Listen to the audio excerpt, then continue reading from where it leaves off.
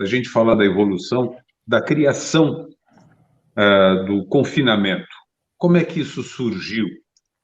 Então, a questão, mais ou menos há uns 25 anos atrás, talvez um pouquinho mais, começaram as iniciativas para procurar mitigar a falta de animais terminados durante o período de entre-safra, ou melhor dizendo, de sazonalidade de oferta de forragem.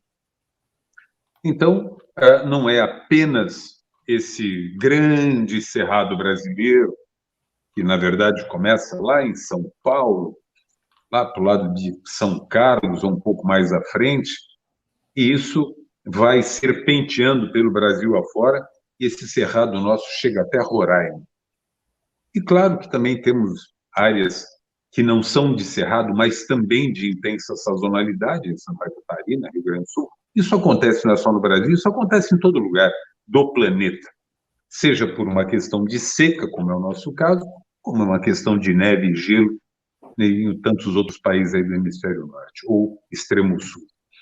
Então, o Brasil ele sofria com isso. Nós tínhamos uma pecuária extensiva, onde não havia nenhuma espécie de cuidado ou gestão com tempo de produção, qualquer que seja a métrica, nada disso era cuidado, porque pecuária, terra, era uma reserva de valor. Estava lá, estava tudo bem. O importante era ter cabeças, ter hectares e ter cabeças. Não importa se isso produzia ou não produzia, estava se valorizando, estava bem. Só que chegava na hora do vamos ver, na época da seca, e não tínhamos animais terminados. E o Brasil era um importador de carne. Acreditem todos que estão me ouvindo, acreditem se quiser, mas nós, brasileiros, o João, que ainda é mais velho do que eu, chegou a comer carne radioativa de Chernobyl. Nós importávamos carne, inclusive da Rússia. E uma vez veio carne radioativa, lá da Rússia, de Chernobyl, onde aconteceu aquele acidente radioativo. Então, o pessoal fica criando o caso com a carne brasileira, enfim. Mas o que acontece? Então, começaram as primeiras iniciativas para se confinar o gado. O que era confinar o gado? Era oferecer comida e água para o gado poder ser terminado. Mas com que idade?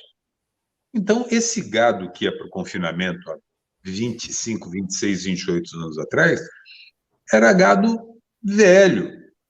Você tinha dificuldade de saber se era boi ou se era bode, porque já tinha barba e branca, né?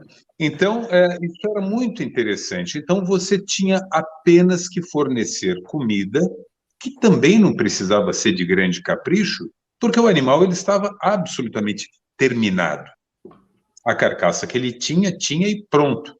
E eram carcaças que, uma vez terminadas, o gado estava gordo, esse animal chegava a 18 arrobas, estourando numa época que a média brasileira era de 16,13 arrobas. Nessa época que eu estou dizendo, 28, 30 anos atrás. O confinamento, ele veio se aprimorando em todos os aspectos.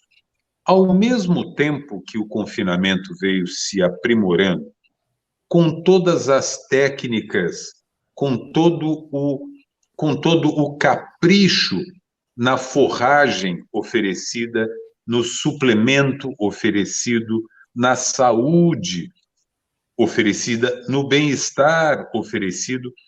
Ao mesmo tempo, paralelamente a isso, houve uma evolução extraordinária na genética da base pecuária brasileira, que é o Nelore. Então, isso foi causando uma série de movimentos, porque o confinamento ele precisava atender esta genética que vinha se modificando rápido. o tal do boi de 6 anos passou para 5, passou para 4, e isso no passar dos anos, e muito rapidamente mudou o perfil do gado brasileiro. Porque o pecuarista também, sob a pressão de toda a mudança entre gado e terra ser reserva de valor, ele veio se transformando, veio sendo pressionado a transformar-se em bem de produção. O gado e a terra passou a valer o que produz. Então, os pecuaristas também, gradativamente, não pelo amor, mas pela dor, vieram se modificando no seu sistema de tratar as suas pastagens, a colheita dessas pastagens, o manejo dentro dessas fazendas. E, no início, essa mudança, como quase todas as mudanças, elas são gradativas, são devagar, encontrando muita resistência, porque o perfil do pecuarista, ele é resistente. E ele segurou o que pôde, mas, de repente, a margem estreita, quase inexistente na pecuária sem tecnologia, ela, de fato, começou a tirar gente do ramo. E aí muita gente foi ficando assustada. Muitos pecuaristas foram ficando assustados ao verem o vizinho agricultor ter a possibilidade de comprar a sua terra. E ele não podia mais comprar terra do vizinho. O vizinho compra dele, ele não compra do vizinho. O que está acontecendo comigo? Eu estou perdendo o poder de compra? Tá. Estou perdendo o poder de troca? Tá.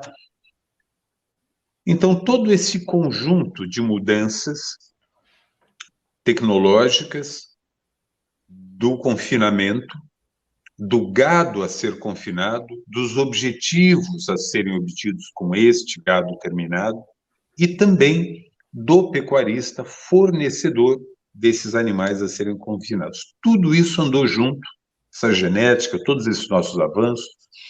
Uma coisa que aconteceu, que o pessoal às vezes se esquece, que também ajudou a agilizar, foi a chegada da IATF.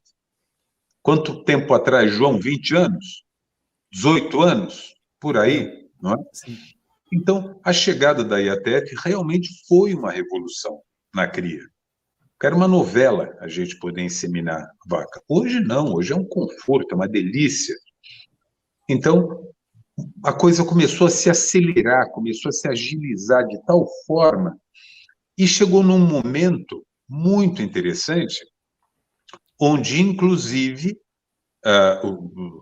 os diretores, presidentes que me antecederam na SOCOM, entenderam que não havia mais razão desta associação, a SOCOM, debruçar-se tão somente sobre os animais confinados, de forma convencional. Não tinha mais sentido isso. Essa intensificação, este uso mais intensivo da tecnologia, não era mais cabível frente aos desafios que tínhamos. Então, a SOCOM, ela deixou de ser a Associação Nacional dos Confinadores para ser a Associação Nacional da Pecuária Intensiva, porque justamente ela enxergou, entendeu como sistematizou-se esta necessidade de intensificação, de uso das tecnologias em todos os passos do processo de produção pecuária. Então, hoje, quando a gente fala confinamento, como está o confinamento? O confinamento ampliou-se de uma forma enorme. E como o Márcio muito bem disse, o processo estratégico de uso do confinamento. Então, o confinamento convencional, ele diminuiu de tamanho, ou melhor, diminuir de tamanho, não. Não estou sendo... Frente a todas as outras formas de confinamento, ele passou a ser apenas mais um. Claro que cresceram, e cresceram muito, mas é muito interessante a gente entender que é importantíssimo que haja confinamento dos bezerros para que eles nunca passem fome. Nunca passem fome. Desmamou, bezerro, bezerra, tem que ser bem tratado. A vaca que você quer inseminar, a novilha que você quer inseminar, você não pode ficar esperando resolver, chover e capim brotar para você começar uma estação de monta, porque vai ficar tudo em data errada. Então, você tem que ter comida, você tem que ter silo, você tem que ter feno, para você poder oferecer, fazer o seu sequestro e promover a alimentação, a nutrição necessária para que esses animais possam desempenhar, possam aparecer cio. A vaca emprenhou, a novilha emprenhou, antigamente era assim, solta lá no fundão da fazenda, naquele Deus me livre. Não! Hoje a gente sabe que essa vaca que foi inseminada, ela precisa ser bem nutrida, porque senão o bezerro e a bezerra nunca vai conseguir expressar aquela genética que você colocou lá. E sem falar que se você não fizer isso, não tratar bem dessa vaca com o embrião lá dentro, você vai apanhar do Flávio Dutra e do Gustavo lá do Acre. Que eles batem mesmo, eles não cochilam não, ele pega o pessoal e deita o cacete. Então, todos esses aspectos são fantásticos e também esse entendimento da pastagem. Quem que é mais caro? É o gado ou é o pasto? É o pasto. Quando você sequestra, quando você faz esse confinamento, esses confinamentos, inclusive o convencional de engorda propriamente dita, você aliviou a fazenda.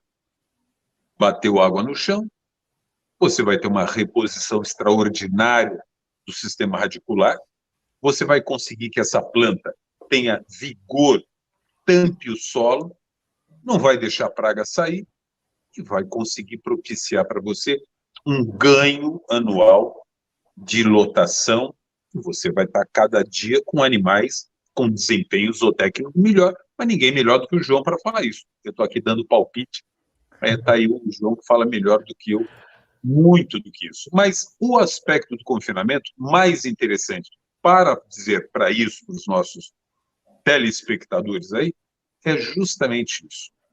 Você pode e você deve ter os confinamentos como ferramentas estratégicas, não apenas de você ter excepcional, máximo desempenho, máximo racional desempenho no seu rebanho, e ao mesmo tempo você vai conseguir o máximo desempenho e longevidade das suas pastagens. Então, relembrando, tecnologia é feita para você usar em conjunto. Não existe um alicate salvador. É uma caixa de ferramenta que precisa ser utilizada sempre. E os confinamentos são indispensáveis.